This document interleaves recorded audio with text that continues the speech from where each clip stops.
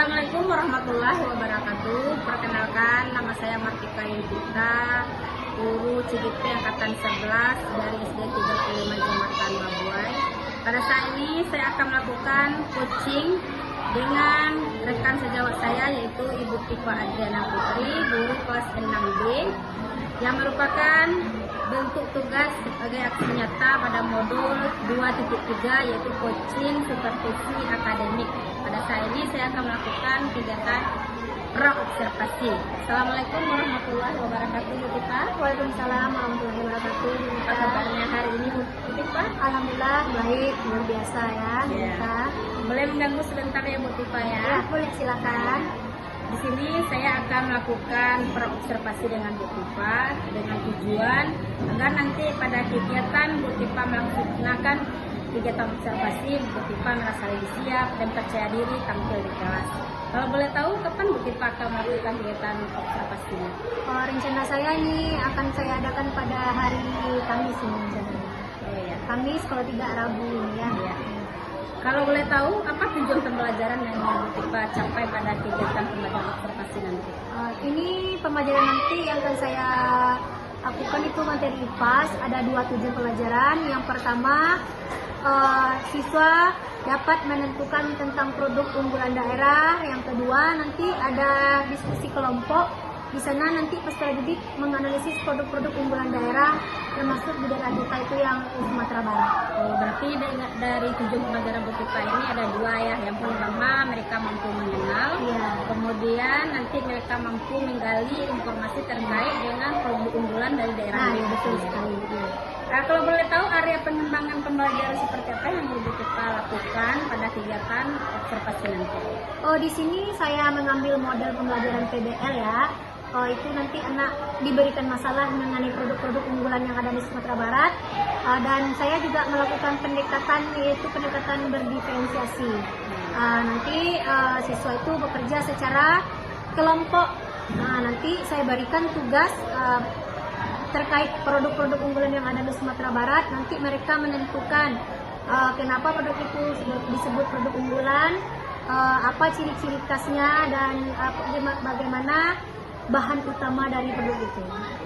Jadi berarti area pengembangan yang Ibu Tifa ambil kepada bentuk berdiferensiasinya, kalau boleh tahu yang bagian mananya? Produk kah? Ya, bagian dari produknya. Produknya setiap kelompok itu nanti diberikan produk yang berbeda. Mereka akan menentukan menu bahan utama dari setiap produk itu. Nanti ditampilkan di kelas, mereka tempelkan nanti di kertas karton, nanti mereka presentasikan hasil produk yang mereka dapat. Berarti mereka dalam kegiatan pembelajaran ada secara individu dan secara berkelompok. Iya. Kemudian dari tujuan pembelajaran nanti mereka akan menghasilkan satu produk yang mana mereka mampu mengenal produk dari unggulan dari daerah. Saya rasa mungkin demikian dulu kegiatan kita pada kegiatan hari ini. Mudah-mudahan nanti kegiatan observasi yang kita lakukan berjalan dengan baik, dan saya nanti akan mengamati pembelajaran yang kita lakukan. Terima kasih atas waktunya. Assalamualaikum warahmatullahi wabarakatuh. Waalaikumsalam warahmatullahi wabarakatuh. Oke, setiap kelompok silakan bekerja sama, bagi tugasnya masing-masing, kerjakan luar kerjanya.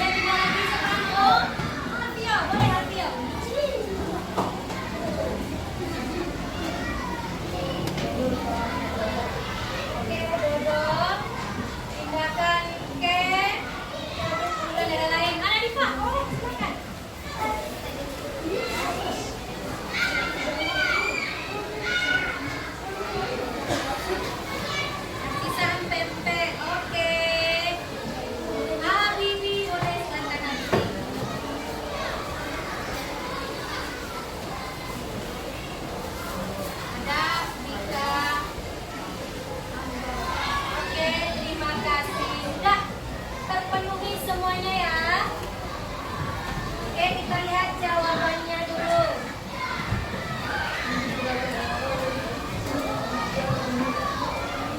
Oke, jawabannya betul semua. Beri tepuk tangan kita semua. Oke, itulah permainan mini games kita pada hari ini. Oke, kita lanjutkan pelajaran kita yaitu diskusi kelompok. Oke, semuanya sudah berada di tempat kelompok itu. Silakan nanti melihat dan memilih produk unggulan tersebut.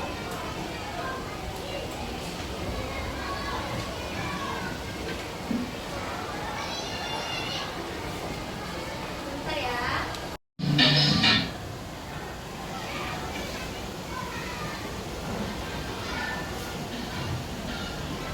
Pada video kali ini kita akan mempelajari tentang produk unggulan daerah. Setiap daerah memiliki ciri khas dan keistimewaan atau keunggulan, baik itu berupa hasil warisan budaya, sumber daya alam, atau produk hasil daerah. Ciri khas, keistimewaan atau keunggulan tersebut membuat daerah yang memilikinya dikenal masyarakat. Sebagai contoh, jika daerah kita terkenal dengan buah mangga yang enak dan manis, buah mangga itu menjadi produk unggulan daerah. Kriteria produk unggulan daerah. Produk unggulan daerah adalah produk yang khas, berkualitas, dan bermanfaat dari suatu daerah. Produk ini harus unik, banyak diminati, dan memberikan manfaat baik bagi masyarakat dan lingkungan. Beberapa kriteria yang harus dipenuhi agar produk menjadi unggulan daerah. 1. Unik dan khas. Produk unggulan harus unik dan berbeda dari yang ada di tempat lain. Ini membuat produk kita menjadi istimewa. 2. Kualitas yang baik. Produk unggulan harus bagus dan berkualitas tinggi. Ini membuat orang senang dan mau membelinya. 3. Diminati. Banyak orang suka dan ingin membeli produk unggulan. Ini membuat produk unggulan dicari banyak orang. 4. Berkontribusi positif. Produk unggulan harus memberikan manfaat baik bagi masyarakat dan lingkungan. Produk yang baik juga harus ramah lingkungan. 5. Nilai tambah. Produk unggulan memiliki nilai tambah seperti diolah lebih baik atau dibuat lebih menarik. Ini membuat produk lebih berguna dan bermanfaat. 6. Keterampilan lokal. Produk unggulan bisa dihasilkan dengan menggunakan keterampilan dan pengetahuan dari orang-orang di daerah. Mempromosikan produk unggulan daerah. Promosi merupakan salah satu cara kita memberitahu orang tentang sesuatu. Misalnya, kita ingin memberitahu teman-teman tentang produk unggulan daerah kita yang enak dan bagus. Beberapa cara atau media yang dapat digunakan untuk mempromosikan produk unggulan daerah sebagai berikut. 1. Poster atau spanduk. Poster atau spanduk yang menunjukkan gambar produk unggulan daerah dapat menjadi media efektif untuk mempromosikan produk unggulan daerah. Jika produk di daerah kita adalah rendang, kita bisa membuat poster dengan gambar rendang yang lezat. 2. Pameran produk. Pameran menjadi media untuk menunjukkan produk unggulan kepada orang lain. Orang bisa melihat, mencicipi, dan mengenal produk daerah. 3. Media sosial. Media sosial dapat menjadi sarana efektif mempromosikan produk unggulan daerah. Foto atau video produk-produk unggulan dapat diunggah di media sosial. Dengan demikian, produk unggulan daerah makin dikenal oleh masyarakat di luar daerah. Promosi produk unggulan daerah diperlukan untuk meningkatkan penjualan, membantu ekonomi daerah, dan membuat orang merasa lebih bangga pada produk daerah mereka. Mempromosikan produk unggulan daerah menjadi cara agar produk daerah dikenal oleh lebih banyak orang. Produk Indonesia yang mendunia, memperkenalkan hasil budaya keunggulan. Tadi silakan dibuat catatannya selama lebih kurang ibu kasih waktu 2 menit saja.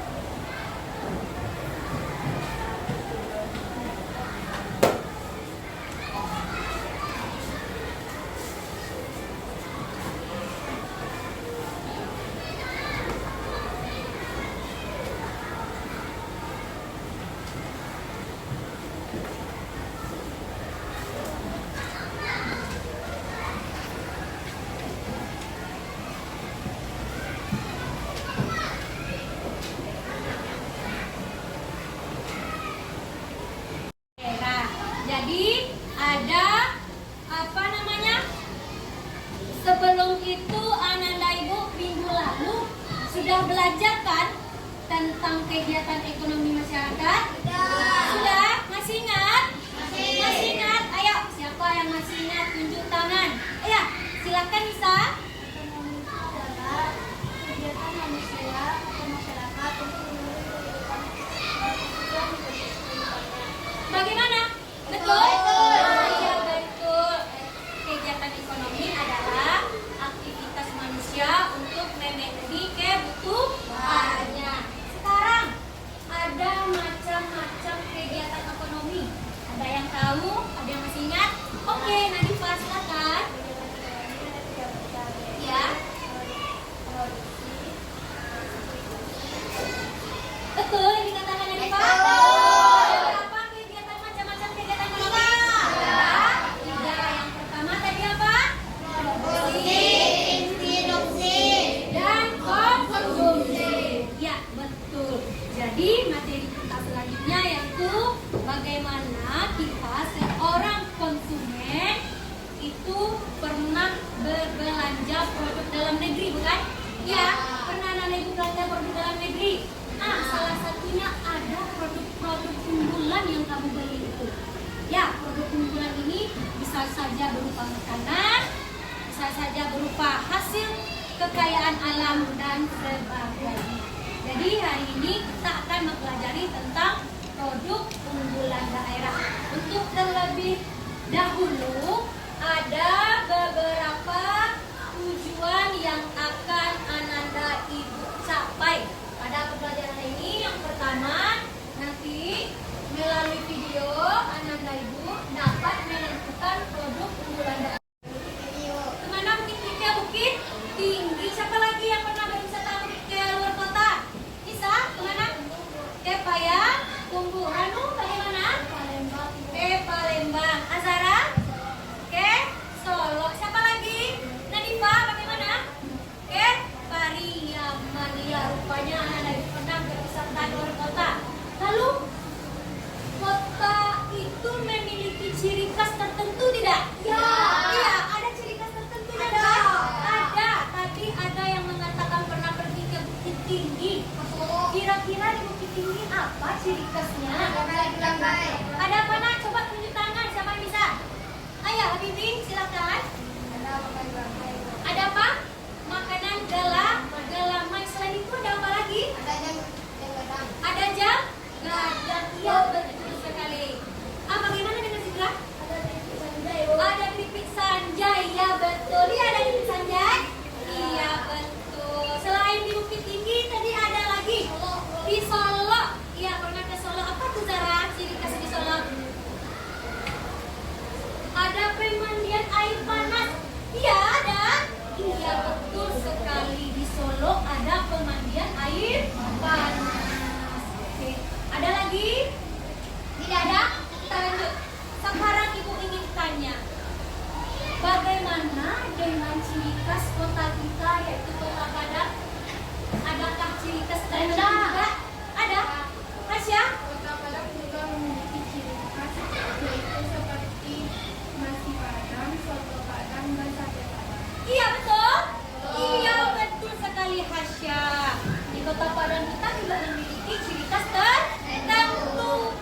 Ada sate Padang, soto Padang, dan paling terkenal apa tadi? Nasi Padang. Iya betul sekali. Jadi untuk memahami materi lebih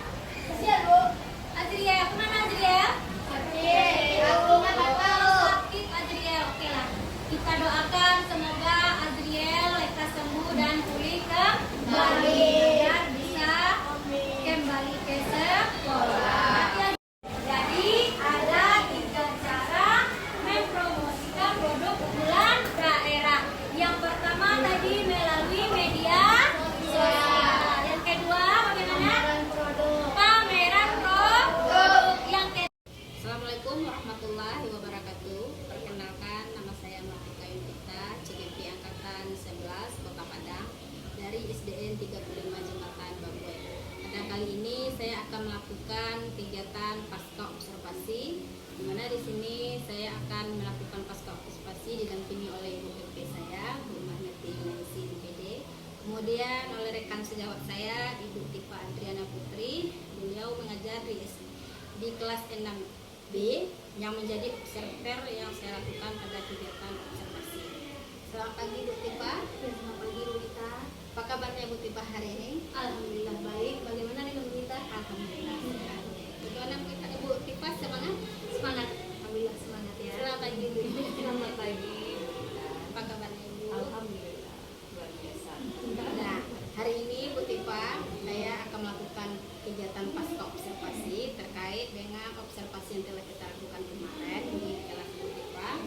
Adapun tujuan kita hari ini adalah kita akan melakukan refleksi yang terkait dengan proses pembelajaran yang telah Bu Tifa lakukan kemarin yang saya amati, sehingga nanti kita bisa sama-sama mencari solusi dan menemukan jalan dari masalah atau hambatan dari proses pembelajaran tersebut.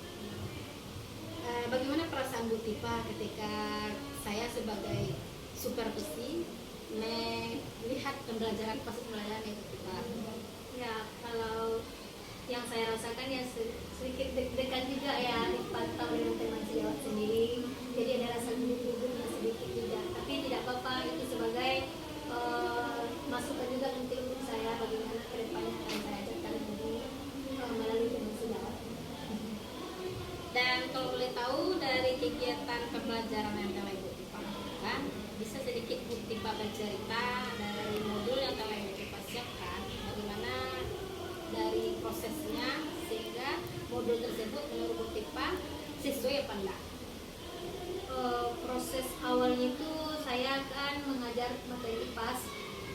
Pertama sekali itu saya memberikan konten berupa video pembelajaran. Setelah itu saya berikan juga gambar-gambar berdasarkan materi yang saya ajarkan. Nanti saya lakukan diskusi dengan anak-anak. Nah, jadi ada tugasnya mengerjakan KKPD sesuai dengan materi yang sudah ditayangkan juga. Kalau dari kegiatan proses yang Ibu Tifa lakukan terkait dengan model pembelajaran yang Ibu Tifa ambil, adakah Bu Tifa menemukan kendala atau hambatan dari kegiatan pembelajaran kemarin? Oh, ada. Saya ada menemukan beberapa kendala. Yang pertama itu saya ada melakukan sebuah permainan menggunakan word.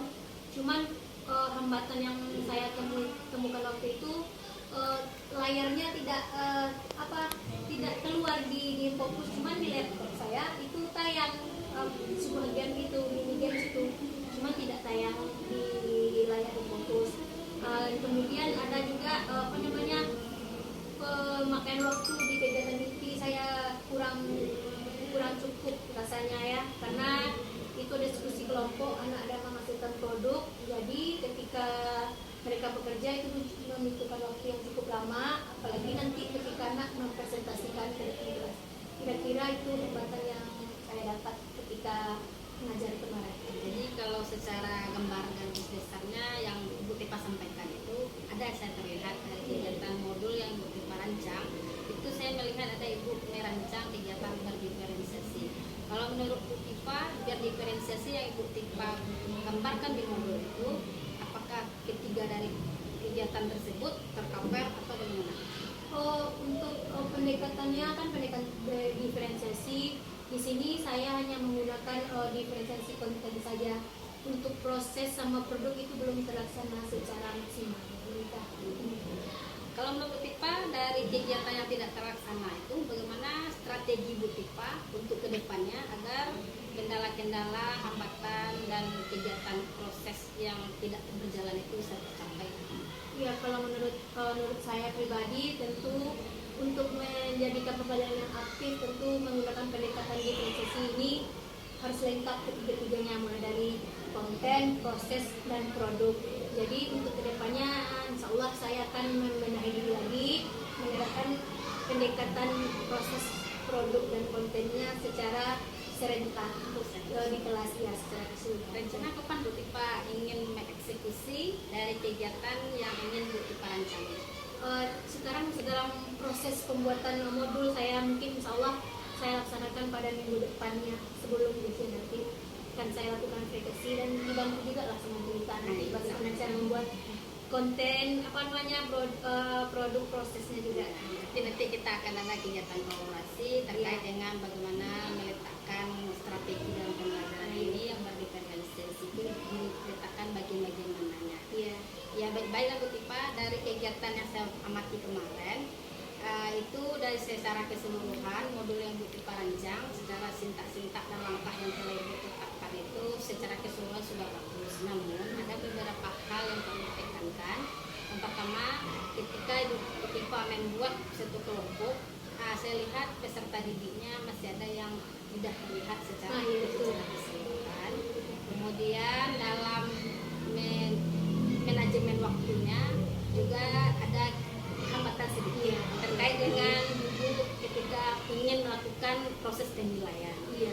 Dan mudah-mudahan Bu Tipa bisa meningkatkan dari kegiatan kita setelah pasca observasi ini. Bu Tipa telah menemukan solusi yang ingin Bu Tipa ambil, tindakan yang akan Bu Tipa lakukan sehingga Bu Tipa nanti pada pembelajaran berikutnya akan diberikan. Terima kasihnya. Iya, sama-sama kita.